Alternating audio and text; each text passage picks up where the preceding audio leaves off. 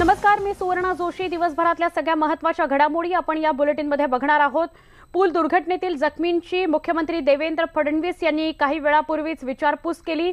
Saint George हॉस्पिटलमध्ये जाऊन त्यांनी या सगळ्या जखमींची चौकशी केलेली आहे आणि यानंतर त्यांनी स्ट्रक्चरल ऑडिट करून सुद्धा अशा प्रकारच्या दुर्घटना होत असल्याबद्दल गंभीर चिंता व्यक्त केलेली आहे। या दुर्घटनेची जबाबदारी निश्चित करून संध्याकाळपर्यंत कारवाई करावी अशा सूचना पालिका आयुक्तांना त्यांनी दिल्या आहेत असंही स्पष्ट केलं।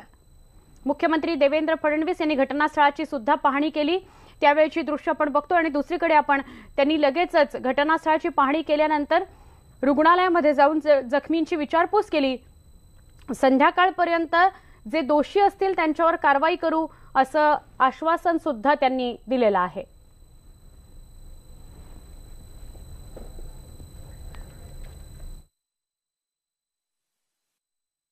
ही अतिशय दुर्दैवी घटना आहे।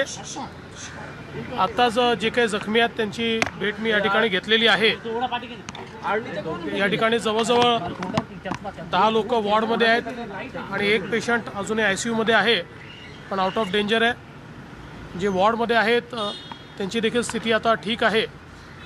एकूणच ही जी काही घटना आहे ही अत्यंत दुर्दैवी अशा प्रकारची आहे आणि या संदर्भात चौकशीचे आदेश तर दिलेच आहेत, पण त्यासोबत मी म्युनिसिपल कमिशनरला हे देखील सांगितलेलं आहे की याची प्रायमरी रिस्पॉन्सिबिलिटी जी आहे ती आज संध्याकाळपर्यंत त्यांनी फिक्स करावी आणि त्या संदर्भातली कारवाई करावी आणि त्या संदर्भात बाकी डिटेल त्याची जी इन्क्वायरी आहे तिथे इन्क्वायरी केलीच जाईल। परंतु अशा प्रकारच्या घटना या ठिकाणी आपण स्ट्रक्चरल ऑडिट केल्यानंतर देखील होतात, हे अतिशय धक्कादायक आहे आणि म्हणून या संदर्भातली जी काही उच्चस्तरीय चौकशी आहे ती तर होईलच, पण आज संध्याकाळपर्यंत प्रायमरी रिस्पॉन्सिबिलिटी याची फिक्स करण्याच्या संदर्भात मी या ठिकाणी जे आयुक्त आहेत त्यांना सांगितलं आहे। पुढच्या बातमीकडे आपण वळूया। सीएसएमटी पूल दुर्घटनेदरम्यानचं सीसीटीव्ही फुटेज समोर आलंय। यामध्ये पूल पडल्यानंतर परिसरात एकच गोंधळ उडाल्याचं पाहायला मिळतंय। इथून ये जा करणाऱ्या नागरिकांमध्ये भीतीचं वातावरण निर्माण झालं, ते घाबरून इकडे तिकडे पळू लागल्याचं या फुटेजमध्ये दिसतं आहे। हा ब्रिज कोसळला तेव्हा जोरदार आवाज झाला। या आवाजाने तिथून ये जा करणारी जी लोक होती त्यांना लक्षातच आलं नाही सगळ्यात आधी की नेमकं घडलं काय, आणि त्यानंतर जेव्हा मागे वळून बघितलं आणि ह्या ब्रिज पडला याविषयीची त्यांना माहिती मिळाली, त्यांनी लगेचच धावपळ सुरू केली। काही लोकांनी मदतीसाठी म्हणून ब्रिजच्या दिशेने सुद्धा धाव घेतलेली आपल्याला बघायला मिळते।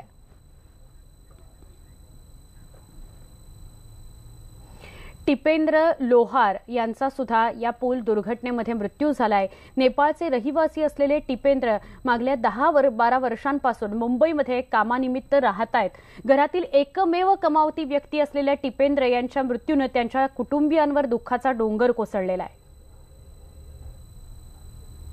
कल जो ब्रिज कोलैप्स हुआ उसमें 6 लोगों की मौत हुई है। उनमें से टिपेंद्र लोहार जिनकी मौत सेंट जॉर्ज अस्पताल में हुई है, उनके भाई इस वक्त हमारे साथ मौजूद हैं। सबसे पहले बताएंगे कि आपके कौन थे और कहां से आ रहे थे जब ये घटना हुई, आपको जानकारी कब मिली? मेरे भाई है और काम से छुट्टी होकर घर पे आ रहे थे। अभी घर पे आ रहे थे 7, साढ़े 7, 8, 9 बज करीब 9 बज गया था। हम लोग उसको फ़ोन कर रहे थे, फ़ोन नहीं उठा रहे थे। अभी सब लोग फ़ोन कर रहे थे, फ़ोन नहीं उठा रहे थे। बाद में एक वीडियो आया तो वो मैंने देखा तो मैंने को तो लगा था वो 100% वही था, लेकिन मैंने अंदर लेके भाई को वो वीडियो बताया तो भाई बोला वो तपेंद्र का, ये तो मेरा भाई है बोल रहा था। उसके बाद सब लोग को फ़ोन किया, उसको भी फ़ोन किया, फ़ोन नहीं उठाया। अभी सब लोग वहाँ से हम लोग जीटी में गए, जीटी में भी नहीं बोले। और उसके बाद हम लोग डॉक्टरों ने बोला संजय में जाओ, संजय में भी नहीं था। और बाद में मालूम पड़ा कि 4 नंबर पे है वो भाई। 4 नंबर पे है। हाँ। कहाँ काम करते थे आपके भाई और कब से आप मुंबई में रह रहे हैं? मस्जिद मंदिर ये मेट्रो सिनेमा के पास काम कर रहे थे और हम लोग को तो 10-12 साल हो गए इधर। ब्रिज गिरने की कई घटनाएं हुई हैं, किसको जिम्मेदार मानते हैं और नुकसान आप जैसे पब्लिक का हो रहा है? पब्लिक का तो बहुत नुकसान हो रहा है सर। अभी पहली बार इधर अंधेरे में भी गिरा, इसके बाद परेल में भी गिरा, ऐसा अभी इसके बाद इधर भी गिर रहा है। अभी पब्लिक को तो बहुत नुकसान हो रहा है सर। अभी से इन्होंने खबर सुनी है, पूरा परिवार दुख की घड़ी में है। एक छोटी बच्ची है टिपेंद्र लोहार की, उनकी वाइफ है, माँ है और 2 छोटे भाई हैं। तो जाहिर सी बात है, आप समझ सकते हैं कि बीएमसी प्रशासन की लापरवाही के चलते परिवार किस तरह से मुसीबत झेल रहे हैं, किस तरह से दुखों का पहाड़ उन पर टूट पड़ा है। कैमरामैन दिग्विजय के साथ दिवाकर सिंह, न्यूज 18 इंडिया, मुंबई। तर मुंबईमध्ये गुरुवारी संध्याकाळी एक पादचारी पूल कोसळल्याची घटना घडली। छत्रपती शिवाजी महाराज टर्मिनसला जोडणारा पादचारी पूल कोसळला। ऐन गर्दीच्या वेळी म्हणजे साधारणपणे 7 ते 8च्या दरम्यान, 7:30च्या दरम्यान हा पूल कोसळला आणि लोकांची एकच पळापळ झाली। या प्रकरणी पोलिसांनी रेल्वे आणि महापालिका अधिकाऱ्यांविरोधात सदोष मनुष्यवधाचा गुन्हा दाखल केलेला आहे। भारतीय दंडविधानातील कलम 304 अंतर्गत हा गुन्हा दाखल करण्यात आलाय। या दुर्घटनेत 6 जणांचा मृत्यू झालेला आहे आणि यामध्ये 34 जण गंभीर जखमी झालेत। या जखमींवर जीटी रुग्णालयामध्ये सध्या उपचार सुरू आहेत। पण निष्पाप मुंबईकरांचा या व्यवस्थेमुळे नाहक बळी गेलेला आहे। त्यांच्या कुटुंबियांवर शोककळा पसरलेली आहे। त्यामुळे बुलेट ट्रेनची स्वप्न दाखवणाऱ्या मुंबईकरांना या पायाभूत सुविधा सुधारण्याची गरज आहे। मुंबईकरांसाठी आधी पायाभूत सुविधा सुधारण्याची गरज आहे आणि त्यानंतर बुलेट ट्रेनची स्वप्न आपण बघूया, अशाच प्रतिक्रिया उमटतात। वो भी जा सकते हैं। सीएसएमटी दुर्घटनेतल्या जखमींना जीटी हॉस्पिटलमध्ये दाखल करण्यात आलंय। या दुर्घटनेमध्ये एक 3 वर्षांचा मुलगा सुद्धा गंभीर जखमी झालेला आहे। इथल्या सगळ्या परिस्थितीचा आढावा घेतला आमच्या प्रतिनिधी स्वाती लोखंडे ढोके यांनी। जीटी रुग्णालयामध्ये मुख्यमंत्र्यांनी आज पुलाच्या दुर्घटनेमध्ये जखमी झालेल्या जखमींची चौकशी केली आणि इथे आपण पाहतो या इमारतीमध्ये पहिल्या आणि दुसऱ्या मजल्यावर, पहिल्या माळ्यावर सगळे पुरुष जखमी ठेवण्यात आलेले आहेत, तर दुसऱ्या मजल्यावर सगळ्या महिला आहेत। आणि याच्यामध्ये एका महिलेने मुख्यमंत्र्यांकडे हेही तक्रार केली की कल्याणचा एक ब्रिज आहे जो चालताना असाच हलतो, तर त्याकडे लक्ष द्या। मुख्यमंत्र्यांनी आश्वासन दिलेलं आहे की त्याकडे बघतील। पण त्या व्यतिरिक्त आपण ही जी न्यूज 18 लोकमतचे एक्सक्लुझिव्ह फुटेज पाहतो की ज्याच्यामध्ये जो छोटा बाळ 3 वर्षाचा आहे, ज्याचं आपण दृश्य बघतोय की तो अत्यंत घाबरलेला आहे, भेदरलेला आहे। एकदा जेव्हा सगळेजण गेले, जेव्हा त्याच्या आईशी बोलायला लागले, तेव्हा मात्र तो खूप घाबरला, रडायला लागला। त्यानंतर तो स्टेबल आहे, त्याला काहीच नाहीये, पण तो त्याच्या आईच्या बाजूला आहे, आईला थोडंफार लागलेलं आहे आणि त्याचबरोबर 1-2 लोकांची सर्जरी पण होणार आहे। तसंच जेजे मध्ये जे काही लोक आहेत त्याच्यापैकी 2घांची सर्जरी सध्या सुरू आहे। जेजे मध्ये पण हे चित्र आहे, सगळीकडे नातेवाईक आणि त्याचबरोबर आणखी भेटायला येणारे लोक, पण या लोकांना जास्त भेटू दिलं जात नाही कारण भेदरलेले आहेत। अचानकपणे चालताना जर जमीन फाटावी त्या पद्धतीनं हा पूल पडला। खरं तर पालिकेची पूर्णपणे ही जबाबदारी होती, कारण हा रेल्वेनं बांधला होता ब्रिज, पण तो पालिकेच्या अखत्यारीत होता। म्हणजे याची डागडुजी करणं, याची सुधारणा करणं हे पालिकेचं काम होतं। नुकतंच 300 साधारणतः मुंबईतल्या पुलांचं स्ट्रक्चरल ऑडिट करण्यात आलं होतं आणि याच्यामध्ये याची फक्त मायनर म्हणजे अगदी क्षुल्लक कामांची दुरुस्ती होती। पण हाच प्रश्न इथं उपस्थित करण्यात येतोय की हे जे स्ट्रक्चरल ऑडिट होतं यावर कुठेतरी प्रश्नचिन्ह निर्माण होत आहे आणि जर स्ट्रक्चरल ऑडिटमध्ये क्षुल्लकच एकंदर हे होतं तर मग एवढी मोठी दुर्घटना झाली कशी। मुख्यमंत्र्यांनी आदेश दिलेत की प्रायमरी कुणाचे दोष आहे हे निश्चित करावं संध्याकाळपर्यंत। पण न्यूज 18 लोकमतचा हा सवाल आहे की दोष निश्चित जरी केले तरी आज ज्यांचं नुकसान झालंय, आज ज्यांनी आपले जीव गमावलेत, ते परत येणार आहेत का? व्हिडिओ जर्नलिस्ट अरुण पेडणेकरसह स्वाती लोखंडे ढोके, न्यूज 18 लोकमत, मुंबई। सीएसएमटी दुर्घटनेमध्ये डोंबिवली पश्चिमेकडे राहणाऱ्या 3 परिचारिकांना हकनाक आपला जीव गमवावा लागला। अपूर्वा प्रभू, रंजना तांबे आणि भक्ती शिंदे या तिघी नाईट शिफ्टला निघाल्या होत्या। या दुर्घटनेमुळे परिसरावर शोककळा पसरली आहे। प्रशासनाच्या बेपर्वाईबद्दल प्रवाशांनी संताप व्यक्त केलाय।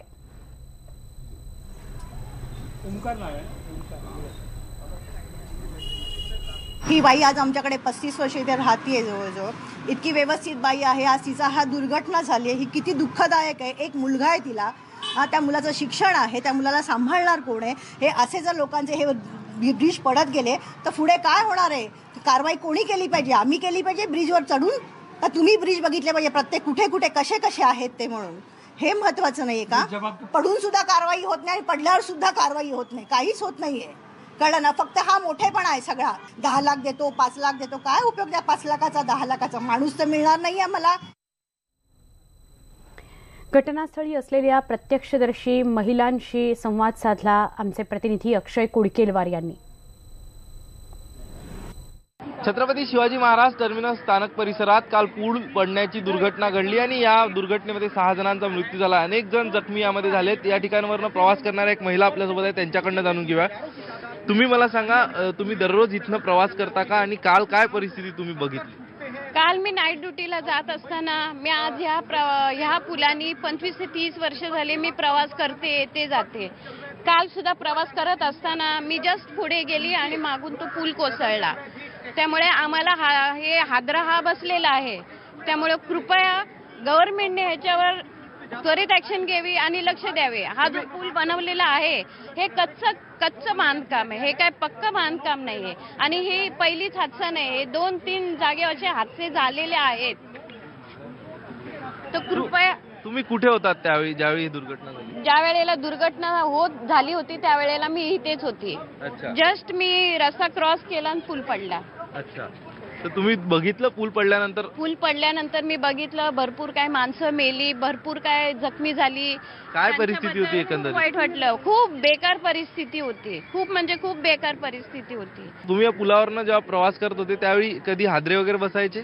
हादरे बसायचे, जमीन ही हालायची थोडी थोडी, हादरे बसायचे. सांगा, पण ते कधी बनवतील आणि कधी नाही. हे आता विटीचं बांधकाम हे आता चालू केलंय.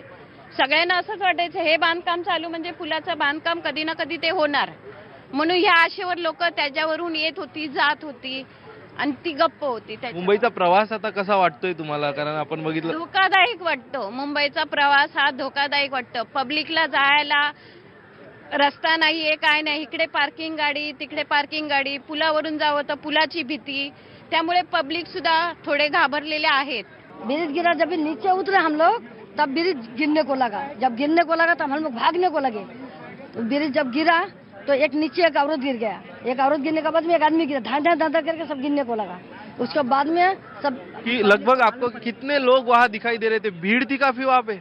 भीड़ नहीं था ज्यादा, ऐसे पब्लिक चल रहा था. जब ब्रिज गिर गया नीचे, सब उधर का उधर रह गया, इधर का इधर रह गया. महिला असो, सगळे लोक असो, या ठिकाणी प्रत्यक्षदर्शी 2 महिलांची आपण या ठिकाणी प्रतिक्रिया बघितली आणि कुठेतरी या सगळ्या दुर्घटनेनंतर आता मुंबईकर प्रवाशांमध्ये एक भीतीचं आणि वातावरण या ठिकाणी दिसून येत आहे आणि त्यामुळं कुठेतरी मुंबईकरांना एक सुकर आणि सुरक्षित प्रवास मुंबईकर चाकरमान्यांचा व्हावा यासाठी प्रशासनानं कंबर कसणं अत्यंत गरजेचं आहे.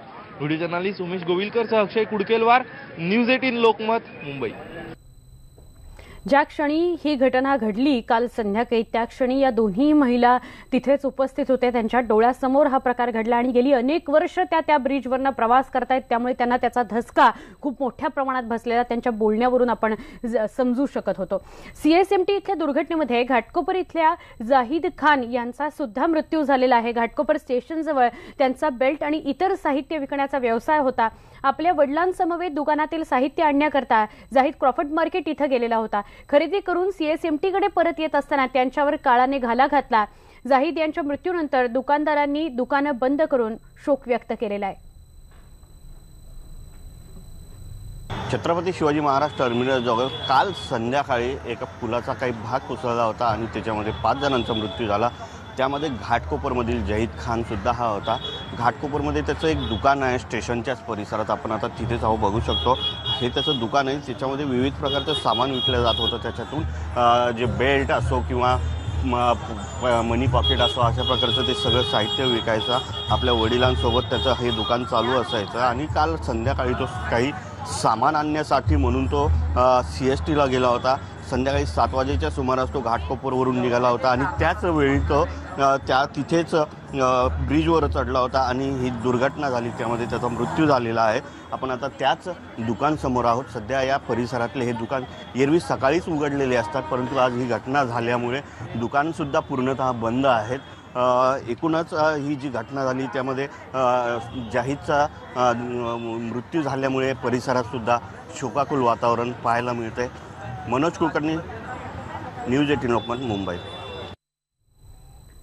जितकी ही घटना दुर्दैवी आहे तितकीच धक्कादायक आहे. या सगळ्या घटनेसंदर्भातले अपडेट आपण घेऊया. मात्र आता